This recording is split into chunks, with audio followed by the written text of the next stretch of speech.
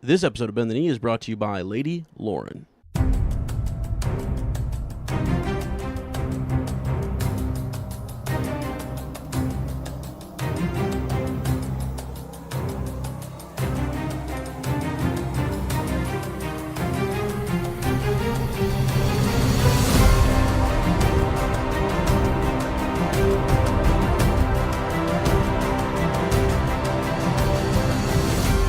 Hello and welcome to Bend the Knee, a Song of Ice and Fire podcast. I am Sir Matt, the Bud Knight.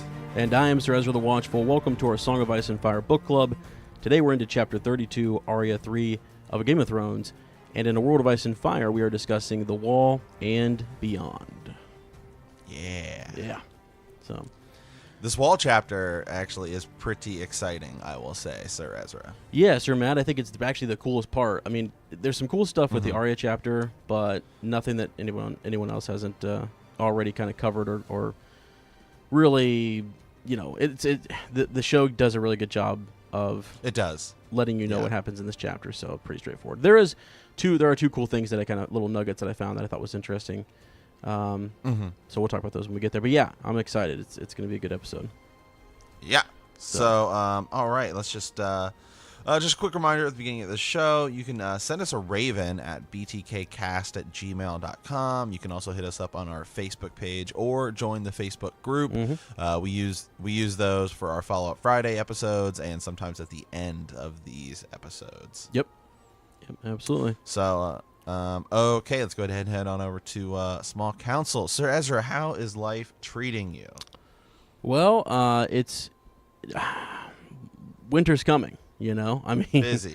It's busy. We're prepping for the winter, prepping for a lot of different things, and I don't know that I'm going to be ready. You know, you ever feel like that? Like you feel like Oh my God, all these things are coming in the projects that I work on, and I'm like, oh boy, got all that coming up. Plus, I've got, you know, I mean, basically, you know, personal life, social life, podcasting life, all those things completely swamped. And then imagine that you have a day job. Yeah, I'm like, I know. okay, boy, I got to really kind of buckle down on some of that stuff and try to get ahead. I've been working on filling out my calendar for about 2 to 3 weeks now. I've been trying to fill it out and like get it ready to where I can share with Sir Matt, you know, a couple other of my buddies, and I haven't found the time.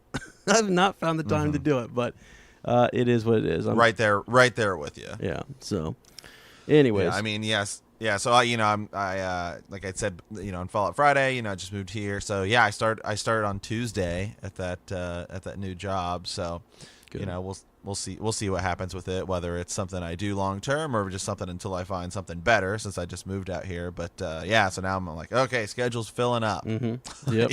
You know. Yeah. You know, so For sure. yeah. All so. right. Oh, all right. Well, some cool news actually. Game of Thrones is partnering with Johnny Walker to bring out a series of, you know, like special edition whiskeys, and the first one they've shown off here is Johnny White Walker, and I just think it's pretty funny. I think they're going to come out sometime next year. Yeah. You know, with the final season. But it's pretty cool. They're just doing some commemorative editions, so I guess we'll have to get those and try them out.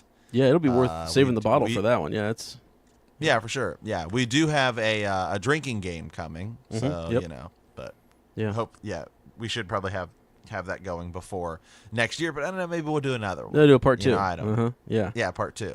So, so. Pretty cool. The pictures are pretty funny. So anyway, I just thought that was that's some cool news this week. That's big news, to be honest with you. That's huge. I actually was super excited when you told me about that. I was like, "What? White Walker?" That'll mess you up, I'm sure. Oh, I'm sure. Yeah, I'm not much of a drinker. Yeah. So well, then it'll really mess you up, Sir Matt. Yeah, that's awesome. Oh, speaking of which, real quick. So yesterday I was at a wedding. Yeah. And was it red? And was it red? No, Okay. actually, it was really nice. First of all, it was the best wedding I've ever been to because it was like 2 minutes. Right. And it was great. It was like literally, it was like 5 minutes. It's like they walk in, say their things, get out. And then like they didn't take forever to take pictures and all that stuff, but it's okay. Yep. So anyway, so I was there, and you know, my my date for the wedding was like, oh, let's go out like afterwards with some some of my friends, some of my coworkers and stuff like that, and they're all like nurses and stuff like that. And so I'm like, okay, cool. Like I'm not really a big party or anything.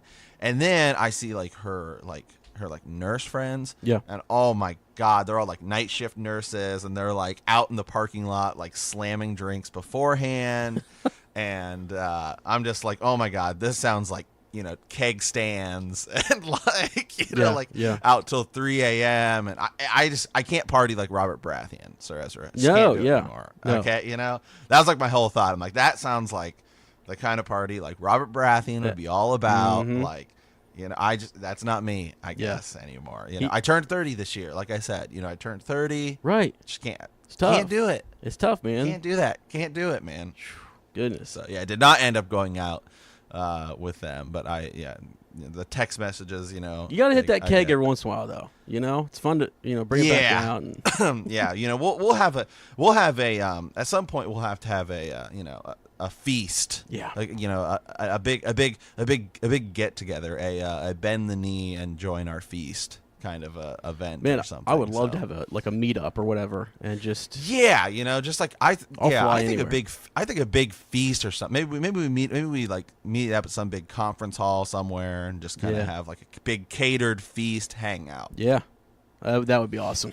That would be awesome. Yeah, would be sweet. So I could just see like Lord Adam Parker showing up, and he's like late, trying to ask for forgiveness, and Sir Matt's like, yeah, it's true. There's no need. Yeah, no need. Yeah. Oh, God. That's what I've been thinking. Yeah, I've been thinking about like a bigger kind of meetup event and what we would do, and I don't know. That seems to me like would be the cool way to do it. Yeah. Gotcha. So, anywho, all right. Well, let's go ahead move on to our Maester's study. This week we're talking about The Wall and Beyond. Right. Mm-hmm. This so. Yeah, I think Sir Matt's going to read as he does just the intro and things, but very quickly we get to a part that we've had a lot of ravens about. I think it's nice just to kind of see, from the text here what exactly we have, because I found a couple other things on the wiki that I want to bring up, and I have some speculation that I'd like to share with everybody. But so this will be exciting. So, man, the intro of this is so cool. I just want to read it makes you just want to read the whole chapter, but I'm going to kind of skip at slightly an odd spot, like in the middle of a paragraph, because I think that it'll work best for what we want to say. So, unique in the Seven Kingdoms is the Night's Watch, the sworn brotherhood that has defended the wall over centuries and millennia. Born in the aftermath of the Long Night, the generation-long winter that brought the others down on the realms of men and nearly put an end to them. The history of the Night's Watch is a long one. Tales still tell of the Black Knights of the Wall and their noble calling, but the age of heroes is long done, and the others have not shown themselves in thousands of years, if indeed they ever existed. And so, year by year, the Watch has dwindled. Their own records prove that this decline had been in progress even before the age of Conqueror and his sisters. Mm-hmm. Mm-hmm. So there's a lot just to pick out from that little snippet of this chapter. Yeah. First of all, I think let's just talk a little bit about born in the long night, the generation of winter that brought the others down on the realms of men and nearly put an end to them. So, did the others exist before that? Oh yeah, I actually totally believe that they did, and one of my pieces of speculation is that the long night is not just this short amount of time that we think it is. I think it's this period of time that's much more vast than we believe it to be, and also the Night's Watch was born during that time. So and remember that the children creating the others is a show only thing right now. Yep. I'm correct. I'm correct in that statement. Oh, yeah. I believe. Yep, you're right. Yeah. It's a show only thing. So, right. So they could have existed well before that. Yeah, absolutely. Well, and the children too. I get what you're saying. Yeah, because basically the children creating them. Actually, think about that. The children creating them we assume even in the show that they created them to help aid them in some way, right? Right. Well, I guess that still could have happened because the long night happens after the Dawn Age and the sort of around that Age of Heroes. So it could have Right. been that they did create them still, but so they would have been around before the long night, doing Right. God knows what, and it was during the long night that they kind of became out of control or gathered their own forces, kind of got a consciousness of their own. Maybe they are in coordination with the children, but Yeah. I was trying to think don't about that know. timeline there for a second because it would still work out that the children created them, and then the long night, is what came about, resulted of it. Yeah, we don't know yet in the books. Now, So, go ahead. oh, go ahead. No, go ahead. Well, what I wanted to say was that I kind of believe that when they talk about the Night's Watch here, it's this order that was revered. I mean, it was sort of like so revered. It was such a calling, that these men had to come and defend the realm against the others. I think it was a lot like how the wildlings will raid and they'll attack here, they'll attack there. I honestly believe the Night's Watch was defending against the others for thousands of years. I actually think it wasn't like they beat them like how we believe like No. Azor Ahai shows up and then just boom, sure, maybe push them back and vanquish them for a bit, but then they return with these smaller forces and they keep kind of raiding or testing the defenses of the Seven Kingdoms. I just seems to me that's a big deal. So I don't know that it went around for a long time. So. Well, and think about it. I mean, see, like this show, like the books and the show, it's based on like seasons and nights, right? Like kind of think of that. And if you think about night, like nighttime, like it starts getting dark around like 7 or 8, right? That doesn't mean it's fully night yet. That's evening. And then it's like time. It's it's like a half. It's like think of it like a crescent. Like at some point, it's in the middle where it would be like theoretically like the darkest, and that's when it starts, getting light. But there's all that time beforehand. Yeah. So, yep. Exactly. So it's gonna yeah. And then then this and so year by year the watch has dwindled, and then their own records prove that the decline has been in progress even before the age of Conqueror and his sisters, which like is still like. It's like every time we hear about the Night's Watch, we get that little snippet in the Fire and Blood preview, right? Where like Queen Alicent goes up there and she can already kind of see, okay, like it is kind of starting. They make it seem like it's already starting to dwindle. Yeah. But even all the way up into like Duncan Egg, when Bloodraven goes and he takes like 50 or 300, I can't remember. Yeah, the Raven's number. Teeth. Yeah. Yeah, he takes his own men up there. It still seems like it's pretty like well fortified, but we just don't really hear about it that much about how much it is dwindling. Yeah. Yeah, for sure. Yep. Okay, so and then as you said, year by year the watch has dwindled. Their own records prove that this decline has been in progress even before the age of Aegon's conquerors. Later on here, it talks about how they had moved from what was it, the Night Fort? That was like their stronghold. Yeah. So, even moving from their biggest, largest keep, to like, I guess 300 AC, they can't man that fort anymore. It's just too big, and they don't have enough men, or it was costing them too much money. So there's another indication that it's declining. Yeah, right here I have the I have that highlighted. The greatest and oldest of these is the Night Fort, which has been abandoned for the past 200 years. As the watch shrunk, its size made it too large and costly to maintain. Maesters who served the Night Fort whilst it was still in use made it plain that the castle has been expanded upon many times over centuries and that little remained of its original structure, save for some of the deepest vaults chiseled out of the rock beneath the castle's feet. Yeah. And so what's at the Night Fort? Yeah, great question. I kind of wonder if it's, if you look at it where it is on the map along the wall there, it seems like it is the, place where things started. Almost like maybe where if there's ancient spells and things that were laid, they were laid there. Because they talk about how,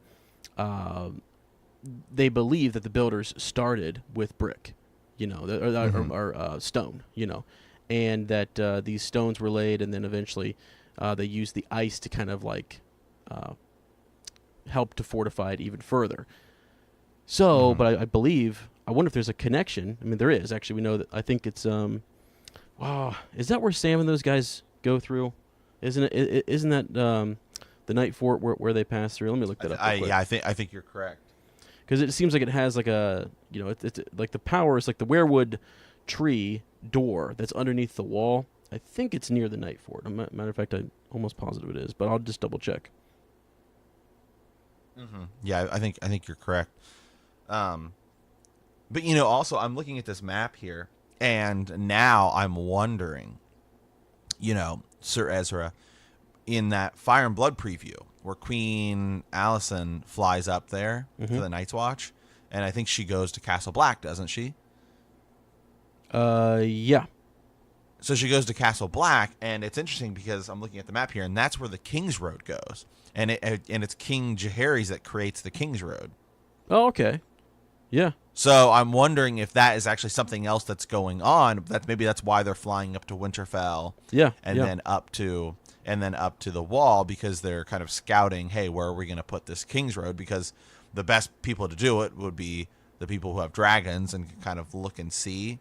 Right. Because it says that the Night Fort has been abandoned for the past 200 years, right. and which would make it around 100 AC, and so I think that is around the time that Jaehaerys, is king. So yeah, it's a recent abandonment, right? And so that's why they're there. Yeah, and just so I was right. So in A Storm of Swords, that is where Bran, Hodor, Mira, Jojen, all kind of they go there to the Night Fort, and Bran is sort of remembering old Nan's tales. Kind of frightens him. Jojen reassures him it's not dangerous. Mira climbs the ice steps to look from atop the wall. Meanwhile, Cold Hands is leading Samwell, Tarly, and Gilly to the Black Gate. So there's that, which Sam opens by saying the vow, which is so great. He says his vow. Sam and Gilly pass through the Black Gate, cross the wall. Cold Hands cannot enter the gate. Climbing the stepped wall, or the stepped well, Sam surprises Bran. Remember, they hear that it's like super scary. They're telling the story about the rat cook and all that kind of stuff, and it's like they're freaking out because someone is actually coming up that well, which, by the way, that same contraption that is going to be what Varys and Illyrio are climbing up out of in the Arya chapter. Almost this well with stairs, and it has sort of like a lid to it, and it's a circular thing that they're walking up, which I think is just interesting, a little connection. So yeah. Something else, I'm looking at this map, Sir Ezra, and something I didn't know existed. I'm sure it's mentioned at some point, but just is if you go all the way west, I guess, you've got the Shadow Tower, right? Yeah. Well, then you have West Watch by the bridge, which is one of these small little ones, and then the Bridge of Skulls. So if you look at that on the bottom of that page, the wall actually ends, and you still have some like icy kind of mountains, and then there's a bridge. So my guess would be that seems to be the more likely way to cross into the Seven Kingdoms. Wow, I see it. Wow. Holy smokes. Now, you don't think that's something that the Night's Watches actually created themselves, is it? Bridge of I Skulls. don't know. Let me look it up. Bridge of Skulls. Yeah. Because that could be just something that the Wildlings made, Right. Let me check. But yeah, that's really interesting. And that's why East Watch and Shadow Tower are super important to kind of defend and be on the lookout, for people kind of coming around the wall,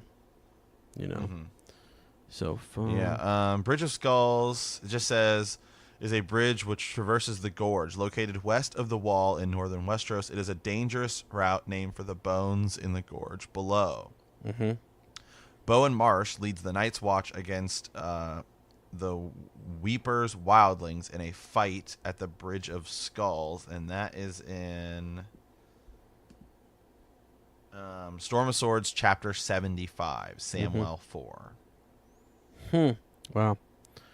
Yeah. I mean, it's probably just mentioned, is what it is. It is. Yep. Yeah, costly victory for the Night's Watch over the wildlings. Yep. Near the gorge.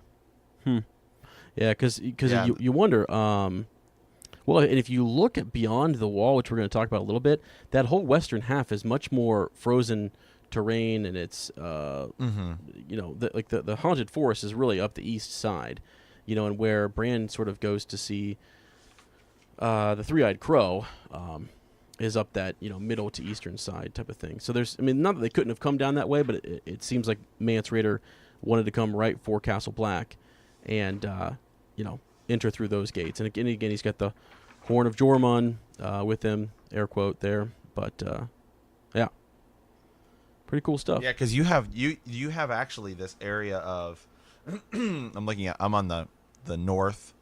If you go a couple pages back, so you can just kind of see.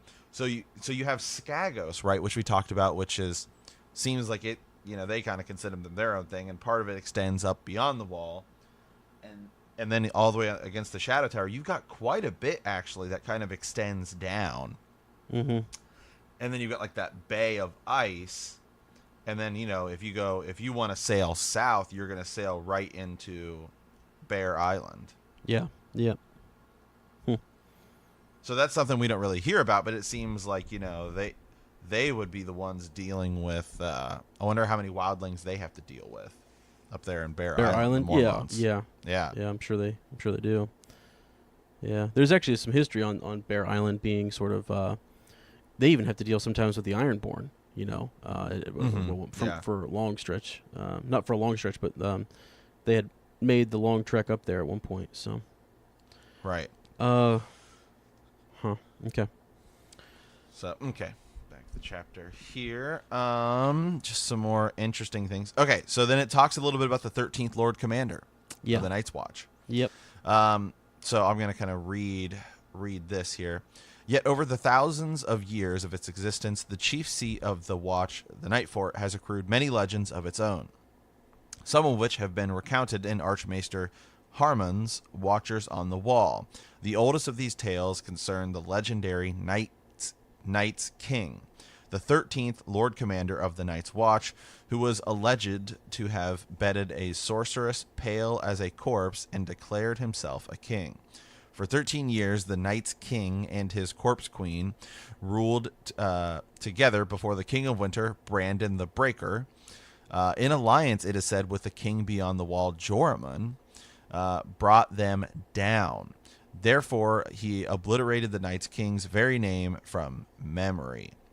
And then it goes on to talk a little bit about in the Citadel, Archmaesters largely dismiss these tales and all of these kind of things. Right. I think it's interesting that they do suggest that they believe the Corpse Queen could have been a woman from the Barrowlands, and actually one of the daughters of the Barrow King.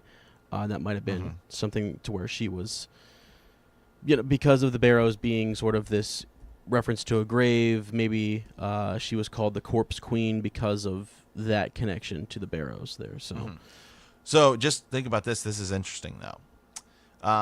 Remember, it's Mance Rayder that claims to have found the horn of Joramun, right? And then they think that Melisandre burns a horn, thinking that it is the horn of Joramun, right? Which some people are saying could also be it's the horn that could bring down the wall, right? Well, so that goes back into those whole horns business. And what if it is actually the Horn of Winter? So maybe it was a horn that defeated the Night King and like the others. I don't know. We don't know. Yeah, that actually could. It could just also be legends surrounding, that if he was in alliance with the King of Winter, Brandon the Breaker, and used that. It says that he in ancient days blew the Horn of Winter and woke the giants from the earth. Right, so if that's around the time of the 13th Lord Commander, right, what does that mean? Because giants had been around well before that, So he's not waking any giants. So what does that mean? He woke the giants from the earth. Right. Just interesting. I don't know, raising the dead, in some way or something. I don't know, but maybe it was just that they named that they claim that horn can bring down the wall because, in a sense, Jormungand was the king beyond the wall who did actually bring down the Night's King. The 13th Lord Commander. So along with Brandon the Breaker. So. Okay, so then it kind of moves on from there, and it talks about it names all the castles, or forts at the wall. So you have the 3 that are active: the Shadow Tower, Castle Black, which is now the seat of the Lord Commander, and Eastwatch by the Sea, and then abandoned. Man, there's a lot of them. Mm-hmm. So you have Westwatch by the Bridge, Sentinel Stand, Greyguard, and remember, Greyguard is where Jon wants to send Janos Slynt to fortify. Yeah, right, exactly. Yep. Yeah.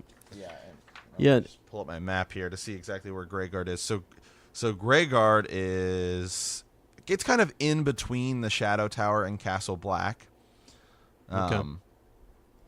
So then you've got Stone Door, Hoarfrost Hill, Icemark, the Night Fort, Deep Lake, Queen's Gate, which was once named Snowgate before being named in honor of good Queen Alicent. Mm-hmm. So that's probably when she flies up there. Mm-hmm. Yep. Oakenshield, which is a clear, Gur reference to Tolkien there. Mm-hmm. Woods Watch by the Pool, Sable Hall, Rimgate, Long Barrow, Torches, and Greenguard. Yeah.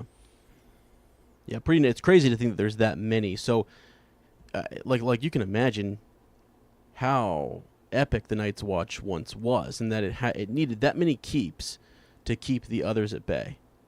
You know what I'm saying? So you needed that 19. many. So there were 19 castles. Yeah. Yeah, I just think that's crazy impressive.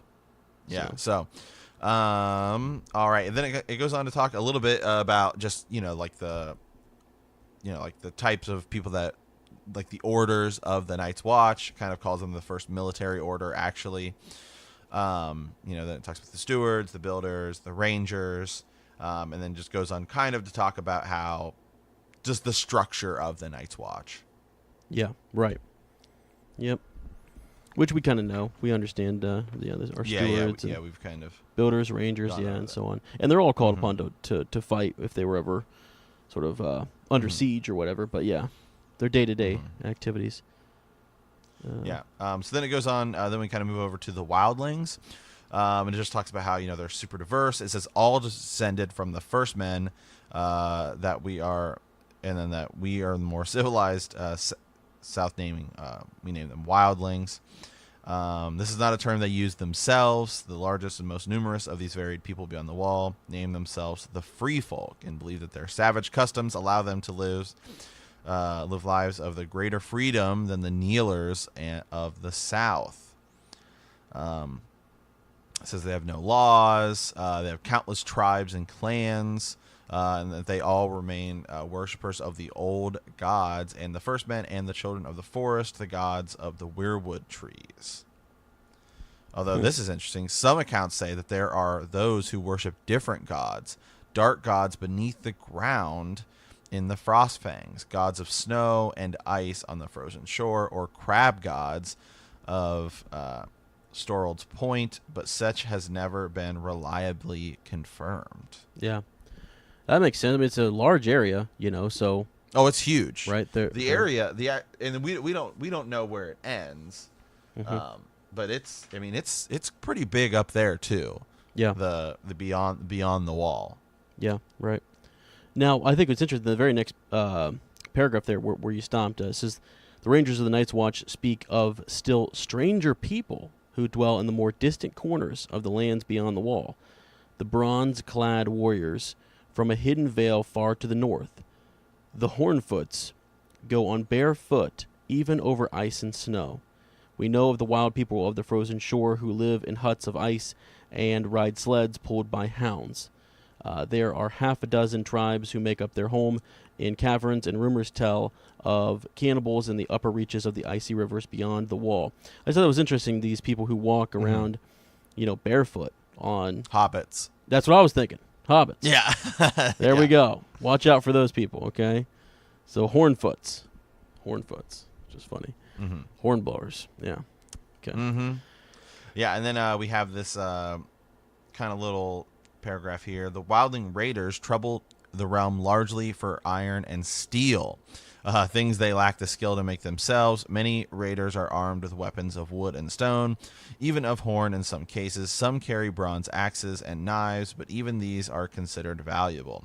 The famous war leaders amongst them often support stolen steel, sometimes taken from the Rangers of the Watch, whom they have killed. I will say this, though. I still do find it interesting that over these, many years, especially like the way the show kind of portrays Hardhome. I mean, it almost makes it seem like it is kind of its own little city. I know that they're kind of like more savage people, but I still feel like over time they would have somewhat kind of like created a structure. Mm-hmm. Yeah, for sure. Or learned like some blacksmithing trade or something. Yeah, for sure. Yeah. I think that's it, isn't it? Just the wildlings. That's all they cover. Yeah. Talks about Hardhome a little bit, which we see in the show. Yeah. Right here, we'll just kind of mention this. It talks about the last king beyond the wall to cross the wall was Raymond Redbeard, who brought the wildlings together in 212 or 213 AC. It was not until 226 AC that he and the wildlings would breach the wall by climbing in their hundreds and thousands up the slick ice and down the other side. Raymond's host numbered in the thousands by all accounts, and they fought their way as far south as Long Lake. There, Lord Willem Stark and the drunken giant, Lord Harmond of House Umber, brought their armies against him, with two hosts surrounding him at the lake to take his back. Redbeard fought and died, but not before slaying Lord Willem. When the Night's Watch appeared at last, led by its Lord Commander Jack Musgood, called Jolly Jack before the invasion, and Sleepy Jack forever after, the battle was done, and the angry Ardostock, the Lord Willem's brother, gave the Black Brothers the duty of burying the dead. This task, at the least, they performed admirably. Well, here's the thing. Give them more men. Yeah, that's why. I guess that's why Eddard Stark was talking about. Maybe I'll have to go ride up against them. Right. Well, don't insult them and think that they can cover, that much of the wall, and think that they can't get through in some places. Well, you have 3 of 19 forts being manned. Right. You know what I'm saying? And barely manned at that. Like, right. Even Castle Black is like... Gosh. Everybody's insulting the Night's Watch, but it's something, they're going to have a role to play, some ancient relic, something found, something super cool that's going to really, like, put them back up in the... by the end of this series, I think it's going to be like, men will want to go join, and maybe they restructure it in different ways and stuff. I don't know. It's just this ancient order. They're going to go join, but it's going to be epic. So, yeah. So cool. I like that. Okay, let's go ahead and move on over to our reread. So last week we were in Tyrion 4. That is where Tyrion was found himself being taken to the Eyrie instead of Winterfell. And they were attacked by some Vale Mountain clans, and Tyrion actually had saved Catelyn. And then he was kind of talking to her about Littlefinger's accusations and said that Tyrion would never bet against his family. Right. So this week we are in Arya 3, but real quick, a little... last time we were in an Arya chapter, she was unhappy at King's Landing. She had kind of abandoned her dinner, and her father had come to her room and saw that she had had her sword out. After a long talk, he had decided not to take the sword, and several days later, she met her new dancing master. So this week, Arya 3. Arya is chasing cats when Marcella and Tommen discover her. She escapes unidentified, but finds herself in the dungeons. Yeah. There she overhears 2 men talking about killing her father. After eventually finding her way out, she tries to tell her father what she heard, but he doesn't believe her. So have this kind of broken up into a few parts here. We have chasing cats, monsters of the keep, and then my father is the hand. That is where she's telling the guardsmen who don't believe her. Right. So the first part here where she's kind of chasing the cats. Yeah. Yep, she's running through the Red Keep. Syrio sent her on this task, and the Red Keep is full of cats, lazy old cats, dozens, dozing in the sun, cold-eyed mousers, twitching in their tails, quick little kittens with claws like needles, ladies' cats, all combed and trusting. So she was looking for a cat that was like difficult, I think, to snatch, and she wanted Syrio to kind of be proud of her, right? So they tell this tale of this one-eared black devil of a tomcat, and I think people has there been any speculation about this cat? There are theory. There are actually Alt Shift X actually did a big theory on this cat. That's what I thought. A big. Because some people believe that somebody had turned themselves into a cat. What is the name? What is that cat's name? Well, I think some people even go as far as to say that he might be Azor Ahai. Yeah. I know. I'm sorry, man. I just love that. I love that thought. But yeah, so this one-eared black devil of a tomcat. So I think people were looking for like one-eared people who could like turn themselves into, a cat, because that's the quote here. That's the real king of the castle right there. One of the gold cloaks had told her. Older than sin and twice as mean. One time the king was feasting the queen's father, and the black bastard hopped up on the table, snatched a roast quail right out from Lord Tywin's fingers. Robert laughed so hard he liked to burst. And they're trying to send Arya away. But I thought that was kind of funny. This is the cat she's after. And really, chasing him down, this is going to be a task. She wants to brag to Syrio that she can do it, that she's light as a feather, and so on. And she ends up catching the cat. You know? So it's spitting, hissing, clawing at her jacket there. She did get cut up quite a bit, and I thought this was kind of neat. Beforehand, Syrio kind of dabs her wounds with Mirish fire, which burns so bad that she had to bite her lip from screaming. So just another little reference there to some of the free cities and things in Syrio's background, that he's healing up her wounds. I wonder if he's going to get... I kind of was thinking when... Like, Syrio sends her out on this task, and I'm sort of like, who's keeping an eye on Arya? Right. Yeah. Why did Syrio send her away? Was he keeping an eye on her through this one-eared, black-eyed tomcat? Or, because he kind of, I think, tells her, I think she's, he just says, go catch some cats. But, yeah, was he up to something? What was Syrio doing? Did he just basically need to send her on her way? Did he know this cat would lead her down to the dungeons where it did? I just think it's kind of interesting that Syrio would make a mistake like this, or that he would, air quote, mistake in sending her around to potentially get lost. Now, maybe he didn't think she would end up where she did, and that she'd go as far as she went. But you have to imagine he'd go keep an eye on her, So, wow. Okay. Real quick on this cat. Yeah. I don't want to go into too big of a rabbit hole here. Rabbit hole. But I have found some of the theories on this cat. Yeah.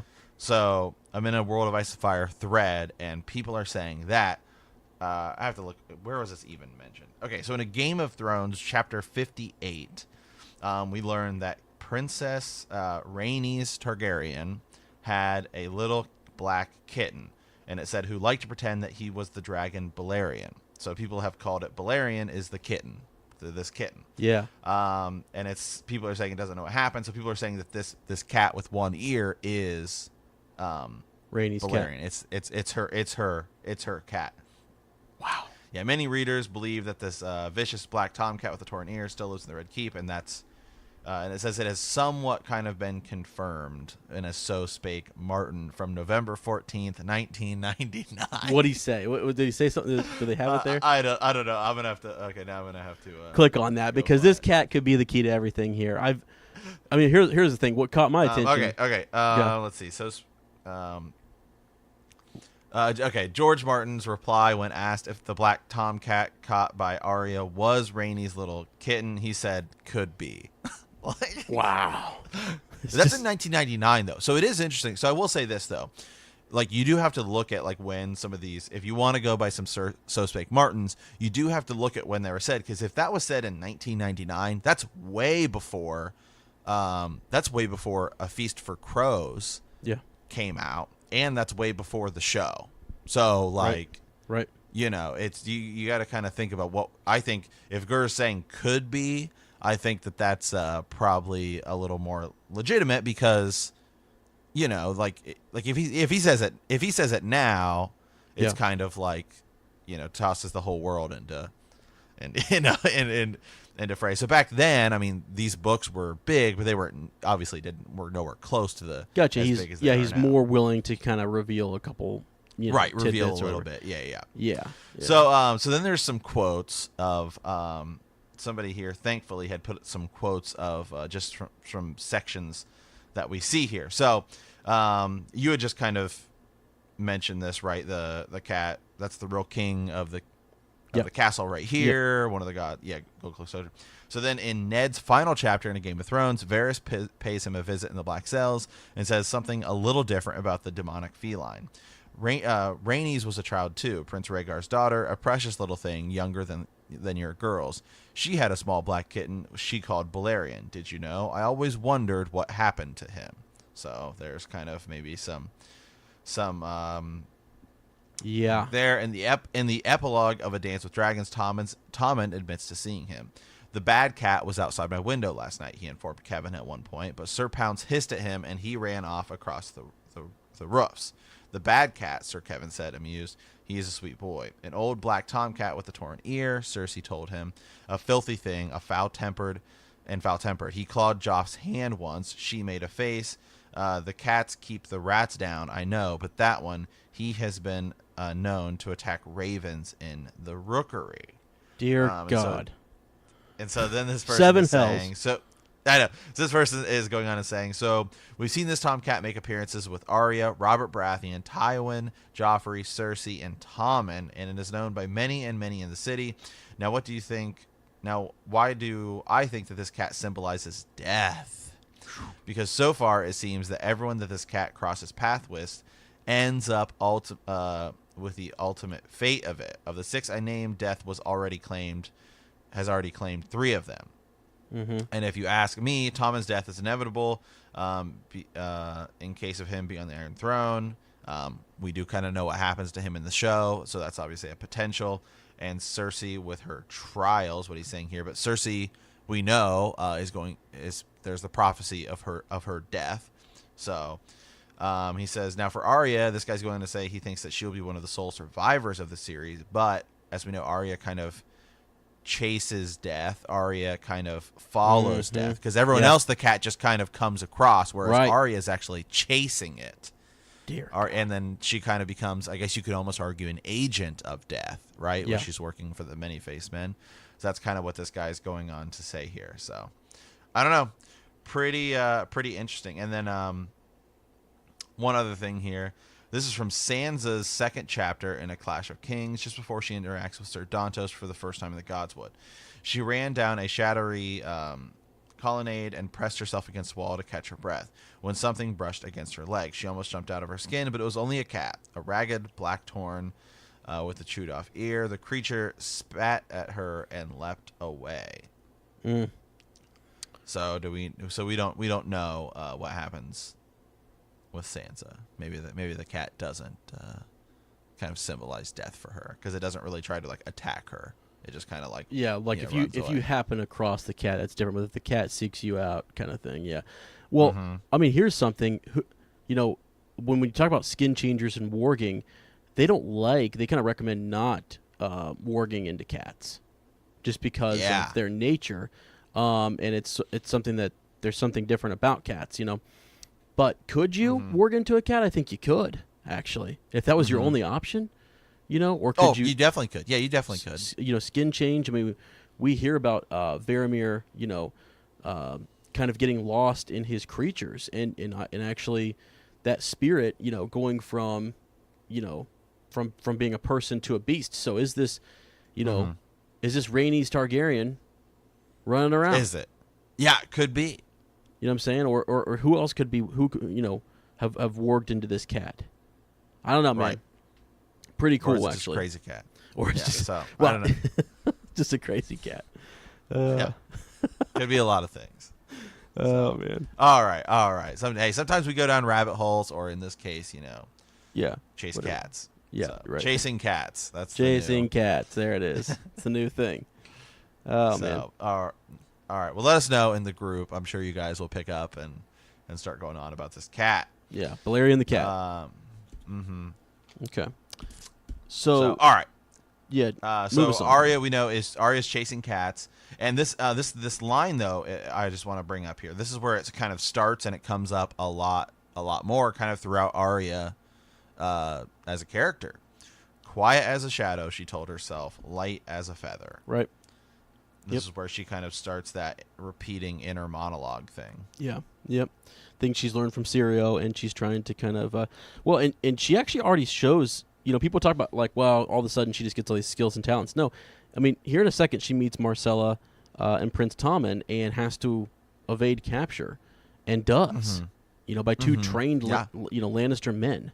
And I know she's just small, and quick, and maybe they didn't expect it, but still, like, I don't know, you wouldn't think these fit, guys that she would get past, but she does. So Princess Marcella and Tommen happen across her. They think she's a boy, and what were you doing to that cat boy? Right. She's like, they don't know me, and they don't even know I'm a girl. Yeah. Right. But she was worried that if she started to speak to them, that they would recognize her voice and know that she is, a Stark, and that she's Arya Stark. So they were worried about that. And she was more worried that, like, Septa Mordain would never let her hear the end of it, and Sansa would never speak to her again if they found out that she was kind of caught looking in this way. I think had it been anyone else who she was an equal footing with, like even other high-born girls and boys, we'd be okay. But this is princess and prince, so it's just a little different. So, but yeah, she kneels though, right? When she, I think she kneels here, and then that's when she decides to kind of take off. She does a little spin move around the guard, and she gets the heck out of there. So, takes off running. Knocks into Tommen, actually. Knocks into him, knocks him down, and heads off. She hears shouts and then pounding footsteps closing behind her. She dropped and rolled. The red cloak went careening past, stumbling. Arya sprang back to her feet. She saw a window above her, high and narrow, scarcely more than an arrow slit. Arya leapt, caught the sill, pulled herself up, and she gets through that. She's slippery as an eel. That's, again, that inner monologue piece where her dialogue, right? She's telling herself to kind of slip through. What is he teaching her, man? Because, I mean, swift as a deer, slippery as an eel, quiet as a shadow. She's just, calm as still water, smooth as summer silk. All of those things, that you said. Does that continues? I mean, throughout most of her point of view chapters, right? Yeah, it does. Yeah, I mean, there's a lot of moments later where she's when she's trying to escape the Lannisters. Yeah, like the King's Men. When she's in running around the Riverlands and stuff like that. So right. Okay. Yeah, I mean, and then so she ends up kind of she's realized she's lost. Right. Yep. So Arya was out of breath and quite thoroughly lost. She was in for it now if they had recognized her, but she's in the dark against a damp stone, and she listens for the pursuit, but the only sound was the beating of her own heart and a distant drop of water. Quiet as a shadow, she told herself. She was wondering where she was. When they had first come to King's Landing, she used to have bad dreams about getting lost in the castle. Father said the Red Keep was smaller than Winterfell, but in her dreams it had been a merse, an endless stone maze with walls that seemed to shift and change behind her. She would find herself wandering down gloomy halls, past faded tapestries, descending endless circular stairs, darting through courtyards over bridges, her shouts echoing unanswered. In some of the rooms, the red stone walls would seem to drip blood, and nowhere she could find a window. Yeah. Yeah, and so that's kind of where she is. She doesn't know where she doesn't know where she's at, and she's in kind of, it's not really the dungeon, but it's just kind of where they keep the dragon skulls. Right, exactly. And so You're right. She's scared. She's deciding what to do, and she kind of hunkers down, hugs her knees to her chest there, and then she's counting. She says she wants to count to, what was it? Maybe 100. She says, I'm going to count to 10,000. And then she's like, but she gets to 87, and then her eyes kind of catch up, and she can kind of see around. There's a bit of a gloom that she can see through. And she pretended that Syria was right beside her in the dark, whispering in her ear, "Calm as still water." She told herself, "Strong as a bear, fierce as a wolverine." She opened her eyes again. The monsters were still there, but the fear was gone. And so when she had first opened her eyes, she saw dimly these shadows of long teeth. And so those were the monsters. She's, as Sir Matt just said, she's there with the dragon skulls, and she runs from them, actually. She does, yeah. So takes off running, doesn't spend a lot of time there. And she gets to this big, heavy iron-ringed, or this heavy door, an iron ring set in the wood. She yanked on it. The door resisted a moment before it slowly began to swing inward with a creak so loud Arya was certain it could be heard all through the city. She opened the door just enough to slip through into the hallway beyond. And she enters an even darker room, right? So it's even darker in this room. Yeah, then right here, was there a way in? There is a way out. Fear cuts deeper than swords. Arya would not be afraid. It seems as if she had been walking a long ways when the wall ended. Abruptly, and a draft of cold air blew past her cheek. Loose hair stirred faintly against her skin. For somewhere far below her, she heard noises, the scrape of boots, the distant sounds of voices. A flickering light brushed the wall ever so faintly, and she saw that she stood at the top of a great black well, a shaft 20 feet across, plunging deep into the earth. Huge stones had been set into the carving, walls as steep, circling down and down, dark as the steps to hell that old Nan used to tell them of, and something was coming up out of the darkness, out of the bowels of earth. And this is where she really starts to hear two men walking towards her. Yeah. Yeah, and this conversation is actually, I think, I've changed my mind about a couple things after I heard this conversation, and I didn't have a chance to really read any of the Reddit forums or anything to kind of double-check myself on this, but I want to make a comment about who really did kill, oh gosh, what's his name? I just John Aaron. Yeah. Who really does kill him, because they kind of talk about that here. But so the words that she hears, found one bastard, one said, the rest will come soon, a day, 2 days, a fortnight. And when he learns the truth, what will he do? A second voice asked. The gods alone know, the first one said. Arya could see a wisp of gray smoke drifting off the torch, wreathing like a snake as it rose. So again, this is what she peered over. She's looking at this this well, this circular type of, well thing that they're climbing up out of. Isn't that what it seems like to you, Matt? Yep. Okay. Yeah. And so they're coming out of this thing, and they're getting closer and closer and closer. So she's trying to just remain still, but she can kind of hear what they're saying. So once, let's see, what will he do once he learns the truth? The gods alone know, the first voice said. The fools tried to kill his son, and what's worse, they made a mummer's farce of it. He's not a man to put that aside. I warn you, the wolf and lion will soon be at each other's throats, whether we will it or not.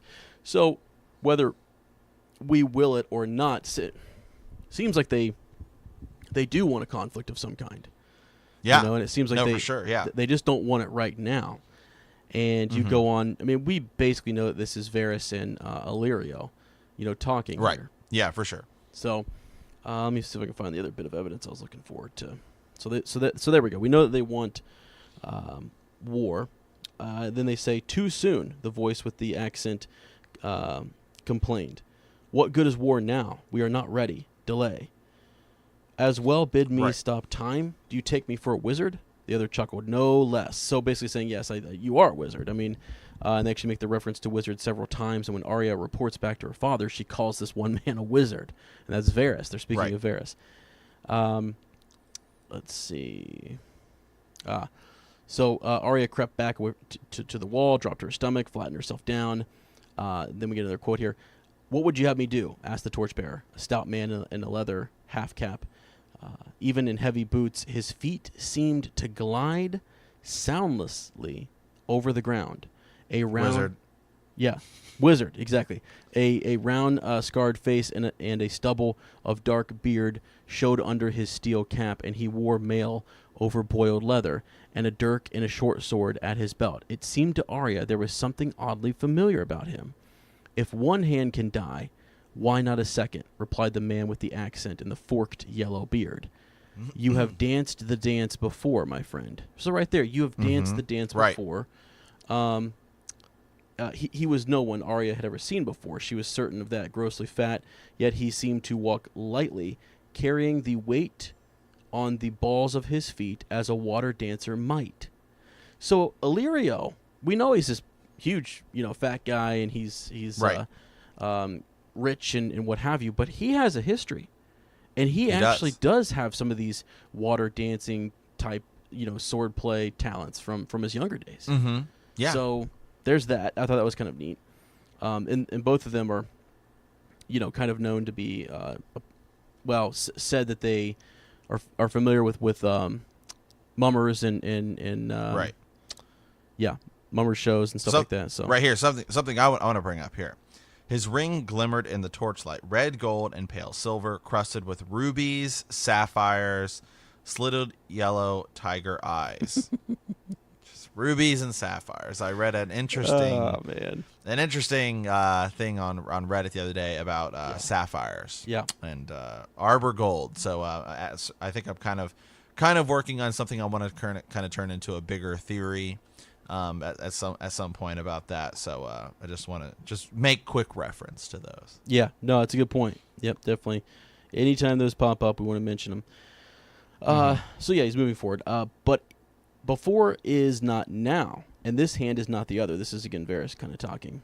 And I should say the scarred man. We don't really know he's Varys, right? But we do. Perhaps so. The forked bearded man replied. Nonetheless, we must have time. The princess is with child. The call will not bestir himself until his son is born. You know how they are, these savages. So again, we need this to be prolonged, push it back, etc. And so really what I wanted to kind of mention, I just want to stop there because then we can kind of just give you guys the rest. When he says that he's danced the dance before and he's trying to convince Varys to do this, who do you think let, Pycelle and the Lannisters know that Jon Arryn was close to finding out the truth? Right. I think that is sort of the. So Matt, you often talk about like getting this big bow ready and it's all nice and perfect, and then you want to pull this last thread just to make it set up just right. And I think that is something Varys is trying to set this bow up, right, and he's trying to wait at the right moment just to pull it, and then boom, there's the present, there's the gift. But other people, like these two hands, are coming in and they are figuring this out ahead of schedule, if that makes sense. So I actually think Varys had something to do with his death. Oh, I do too. Right? I mean, he certainly probably knew that it was coming, and he probably stayed out. He just, didn't do anything to stop it. Mm-hmm. Yeah. Which, if you think that, then back to what's his name? Tohat Mott or whatever. Toho Mott. Yeah, then I understand why people say that could have been Varys who showed up with the, with the sapphire, to kind of bribe him into keeping this bastard hidden for a while. It's something that maybe Varys wants to bring forward at just the right time, Right. But I still kind of have other thoughts on that. But makes sense, I guess. So well, I think that Varys, he's a smart guy. He probably wants to have options, right? Like, sure. I got a plan B, a plan, so that way he can stay steps ahead. I mean, if Robert turned out to be a terrible king, okay, then maybe we can do something to adjust that. Yeah. With I certainly don't think that. Yeah, I mean, there's no way Varys thinks that Joffrey is a good king. You know what I mean? Right, clearly. So, I mean, maybe that's why he's thinking, okay, but then the Daenerys plan kind of falls through because, Khal Drogo dies, and then she kind of. What sits wrong with me about all of that is that like, I think they are just Targaryen loyalists, and it doesn't really matter because Viserys is not a good guy. It's just like, he's just not someone who you would want to be king. Right. So I don't know. I just really strange, I guess. Unless there is more secrecy, as we've talked about, in who Dany really is. We've had people write us, different ravens about their belief that she could be someone besides the Mad King's daughter. So right. So there's that. All right. Okay, we can move on, I think. Okay. So let's. Okay. So this is so then Arya ends up kind of then she kind of ends up getting out, right? She finds herself in like a sewer, and she kind of gets out, and she realizes that the Red Keep is on a hill miles away. Yeah. Yep. Yeah. So then she has to end up running back, and she meets some guards, and she has to like kind of explain who she is. She's like, I'm not a beggar. I live here. She's like, do you need a clout on the ear to help you for hearing? I want to see my father. He says, I want the queen. He's like, I want to hook up with the queen myself.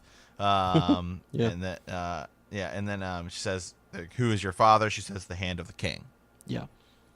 And they start laughing. She's like, I'm Arya Stark of Winterfell. I'm not a boy. If you don't believe me, fetch Jory Cassell or Valen Poole or the Tower of the Hand. Then she says, or do you need a clout on the ear to help your hearing? Right, yeah. And then the next thing you know, it says her father was alone in the solar. So yeah, pretty funny, yeah. Yeah. Well, and that's where do we get that in this chapter? Yeah, Yoren shows up, and he's kind of like one of the Night's Watch, right?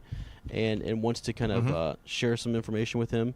So he, it just kind of, Arya's asking about Jon, asking about her brothers, wants to know all that kind of stuff. She forgets her courtesies, right? And, right. Ned's, willing to kind of help this guy out. We'll get you some, people or some, look into the cells, see if we can find someone for the Night's Watch, etc. But really, he's here kind of because of his affection for Ned's brother.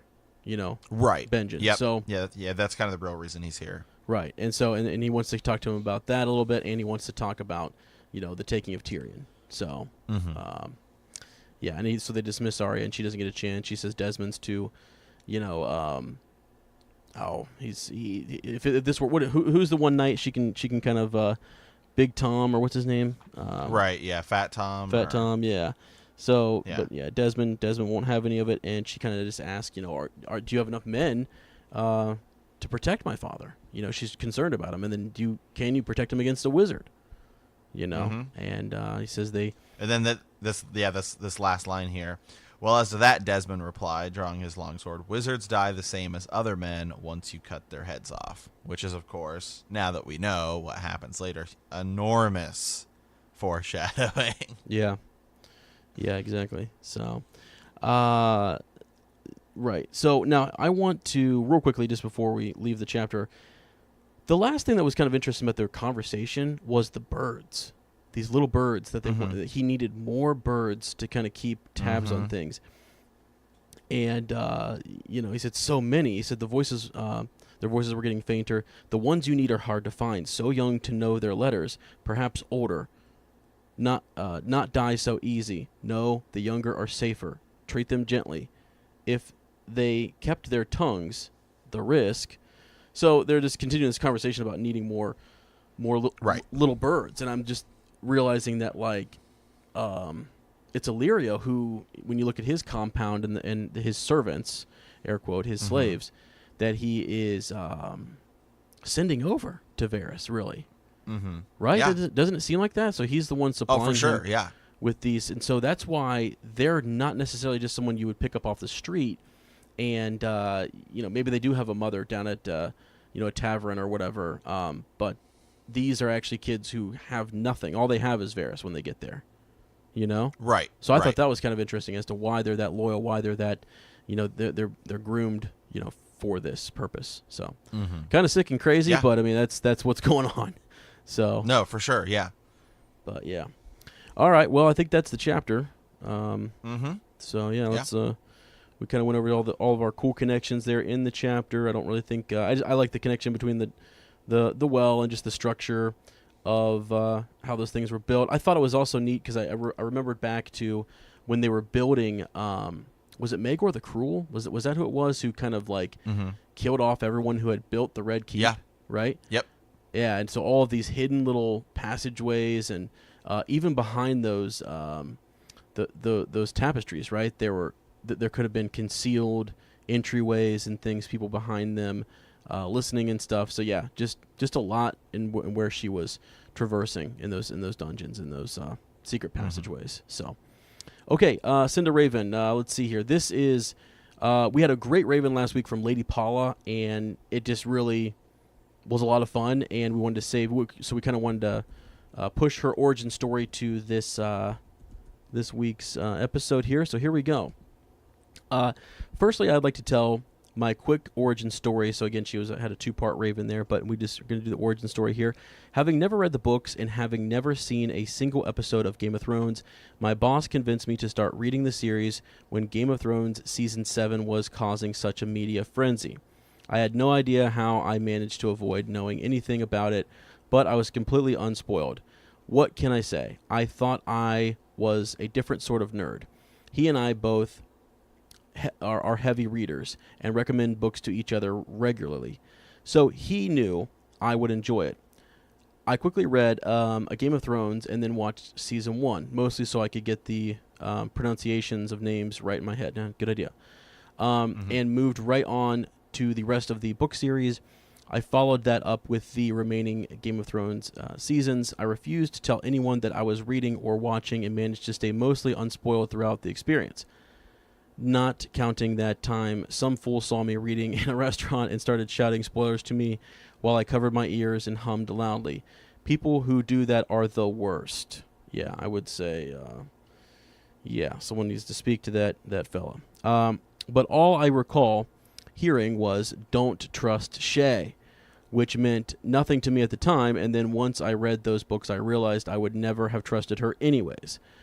And then I started over. I watched the series again and read the books again. Wash, rinse, repeat. A mere 14 months after starting this journey, I have lost count of how many times I have watched the TV series, but I do know that I am now on my 4th trek through A Song of Ice and Fire. Nice. I swear I really do have a life. I'm obsessed. But I'm obsessed. And let me tell you, things start jumping out at you once you start looking. So true. Lady Paula, that's amazing. Yeah, the more you read it, the more times you go through, you catch those different things. Because I think something like The Cat, even, like, that's something I never would have caught on my first read through, right?